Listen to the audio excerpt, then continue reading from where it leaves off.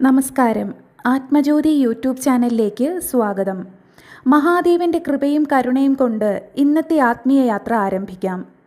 ബ്രഹ്മാണ്ടത്തെ പ്രകാശിപ്പിക്കുന്ന ദൈവീകതയുടെ രൂപമാണ് ജ്യോതിർലിംഗങ്ങൾ.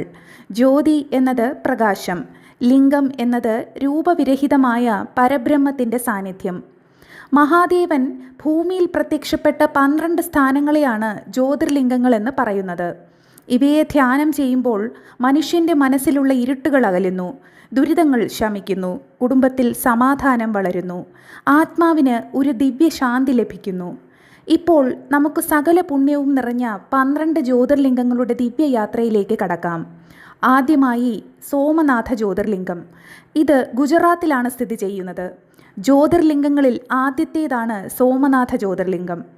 ചന്ദ്രദേവൻ തൻ്റെ ശാപനിവാരണത്തിനായി കഠിന തപസ്യ ചെയ്യുമ്പോൾ മഹാദേവൻ സോമനാഥൻ എന്ന രൂപത്തിൽ പ്രത്യക്ഷപ്പെട്ടു.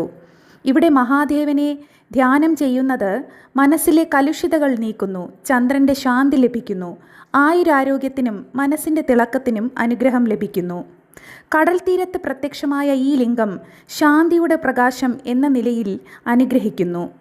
അടുത്തത് മല്ലികാർജുന ജ്യോതിർലിംഗം. ആന്ധ്രാപ്രദേശിലെ ശ്രീശൈല പർവ്വതത്തിൽ സ്ഥിതി ചെയ്യുന്ന മല്ലികാർജുനൻ.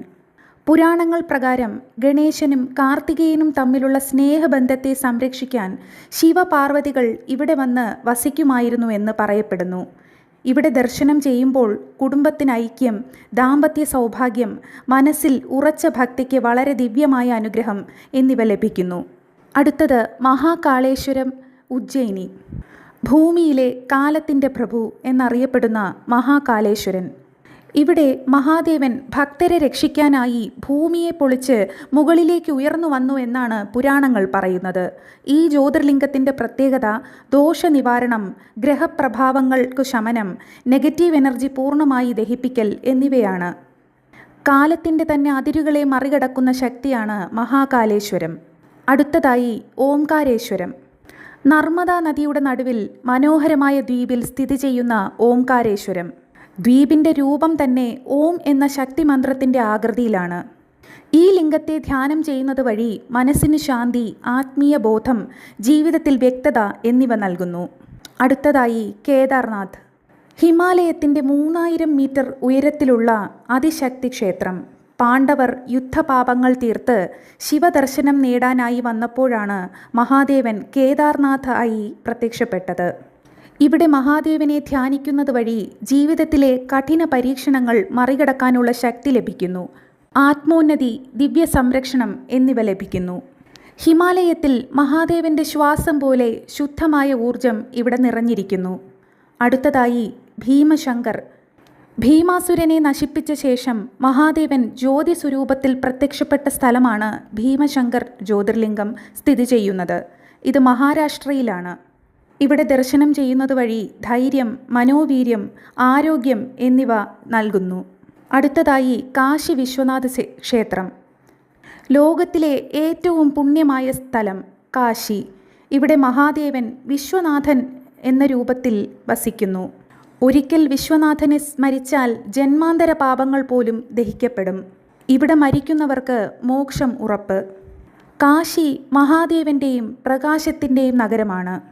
ഭക്തൻ്റെ ഹൃദയത്തെ ശുദ്ധീകരിക്കുന്ന ദിവ്യസ്ഥലം. അടുത്തതായി ത്രംബകേശ്വര ക്ഷേത്രം.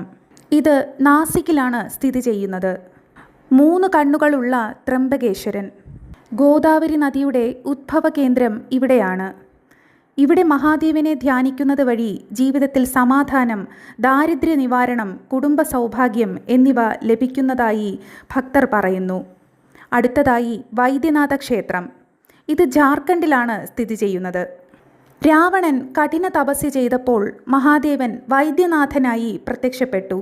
ഈ ലിംഗത്തെ സ്മരിച്ചാൽ രോഗനിവാരണം, ദൈഹിക മാനസിക ശാന്തി, ശക്തി, ഉല്ലാസം എല്ലാം ലഭിക്കുന്നു.